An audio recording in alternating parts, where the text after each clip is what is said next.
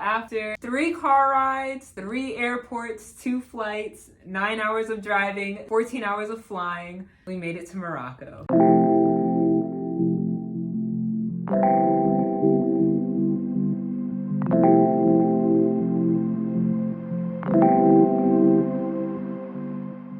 I'm Koyo. And I'm Kai. And you're watching Life with the Lyles. We are officially back in Morocco! Woo!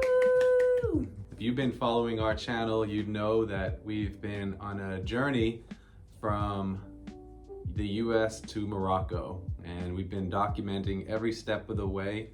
And this time we are back with our baby. We want to just bring you along so far what our move has been like up until now. We want to thank you all for 1,000 subscribers. Yay. We appreciate you guys getting us to our goal before we moved out here. We did make a little reel about it, but we wanted to formally thank you all for subscribing, for being so consistent and supporting us, and always being so kind in the comments. We appreciate you all. Before we dive into this week's video, we want to make sure that you guys all like, comment, and subscribe. All right, let's get into this week's episode. After 3 days of travels, we made it to Morocco, and it was the most exhausting trip. And not even because of her, which we will get into the entire trip from start to finish. As all trips do, it always starts on the night before packing day.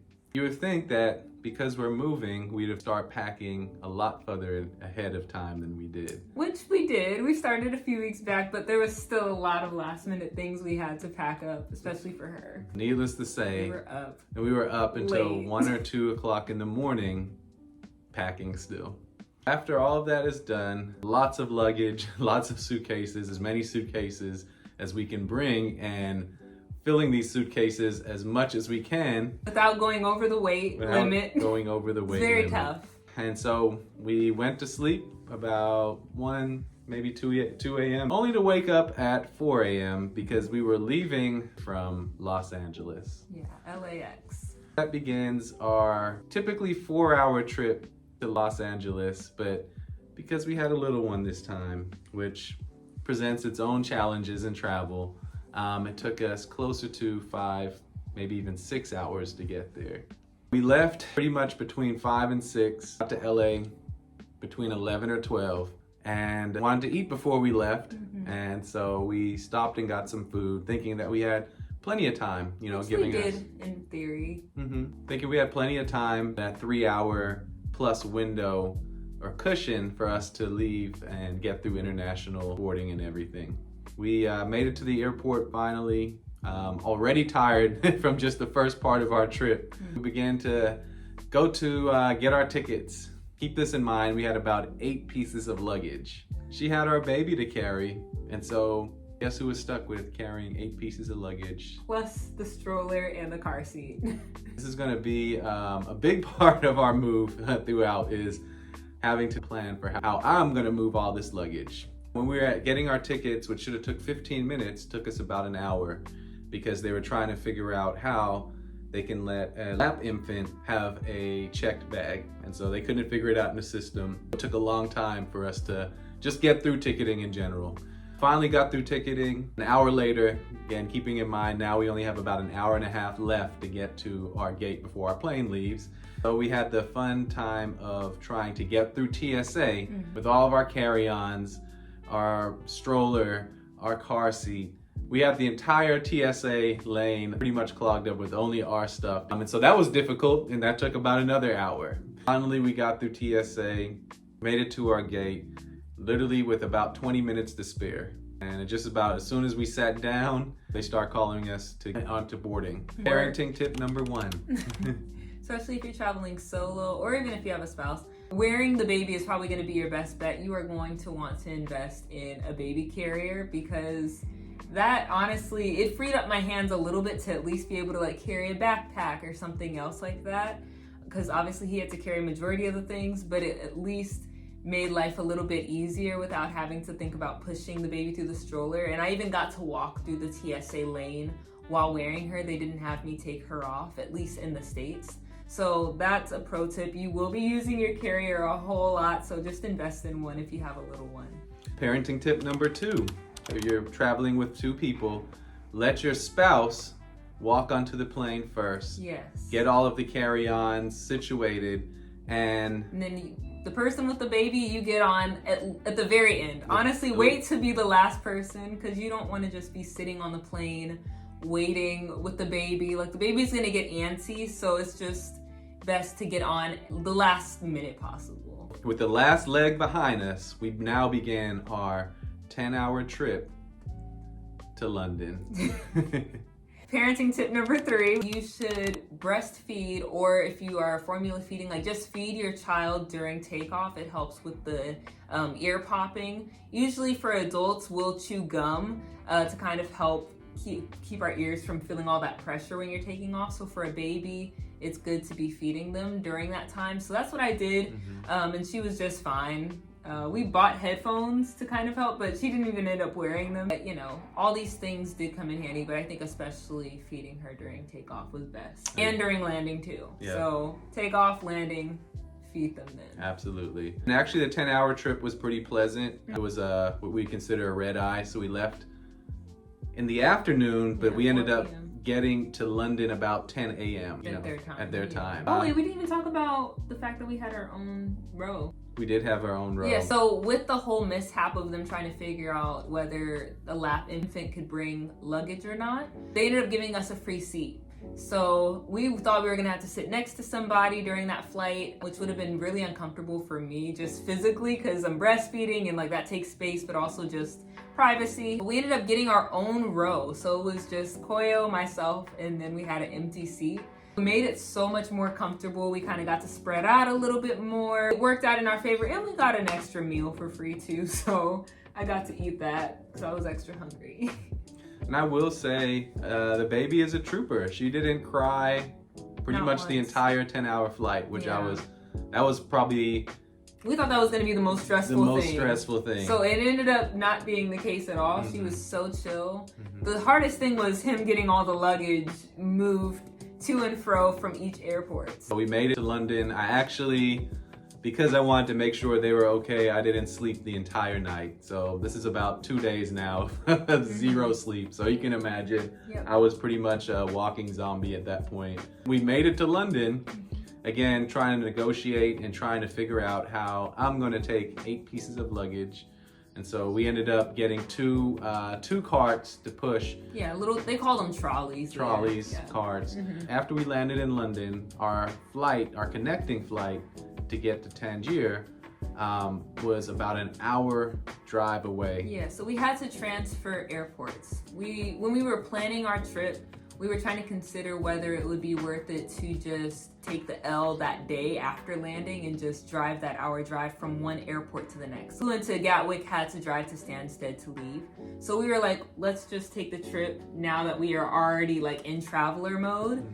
So we did that, and that was a whole hassle for Koyo to even find us an Uber. So we were looking at Lyft at first, which was gonna be about a 300-pound cost to get from one airport to the other. For an hour drive, $300+ for us, because the pound is more than the dollar right now. So expensive. Yeah, we found another company named Bolt, which we've never used before, but it was a lot better. I think it ended up costing like about $150, so about half the cost. So if you're in London needing to get an Uber, I would say use Bolt. It's about the same thing. Yeah, especially for long distance traveling. It was about an hour-and-a-half connection, so this is about between our trip from Las Vegas to LA to London, and now transferring airports. This is about 18 hours of traveling straight. So I was exhausted. Yeah, I didn't even, when we got in the Bolt car, I was knocked out. I tried to stay awake with you and I couldn't even do it. My eyes were closed Even at that point.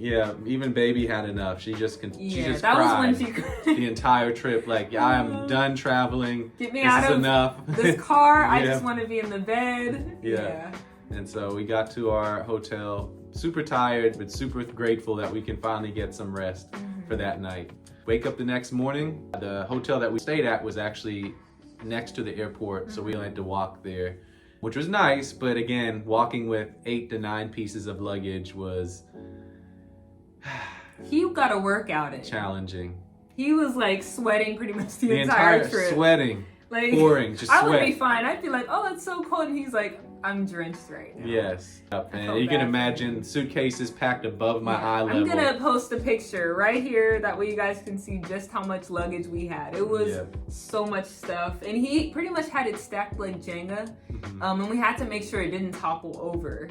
And it was the most difficult little walk ever. It should have been a 10-minute walk, but it ended up taking us like 30 minutes just to get to the entrance, even though it was on the airport property. On top of that though too, because we had been using 2 trolleys the entire time, from the hotel we were at, there was only one little trolley thing for all our luggage available. So he had to like really finesse getting the car seat stroller and the car seat itself on. And then on top of that, all 8 pieces of luggage in our backpacks. It was a lot. I felt really bad for him. Yeah. The worst part was the car seat and stroller because they're awkward.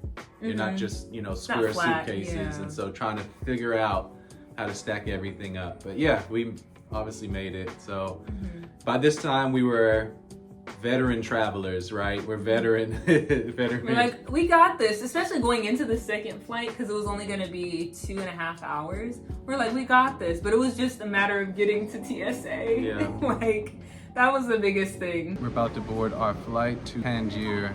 We're currently at Stansted Airport. It's been a journey getting here. But we did it. Final thoughts before we move to our home. I'm exhausted. Our new home. I'm exhausted. I want to get some sleep. That's fair. I am very excited. I'm sleepy as well. It's been a very, very long trip, as we probably are already saying in this video. Yeah, super excited to move there and to like start over, start fresh. I'm ready to get out of London. I'm so tired of it. Oh. See y'all in Tangier. After TSA, I would say the toughest thing was now, because it was our personal items and our carry-ons, which is still a lot of luggage. We had stairs to go down, and then with this type of plane, there were stairs connected to the plane to go up.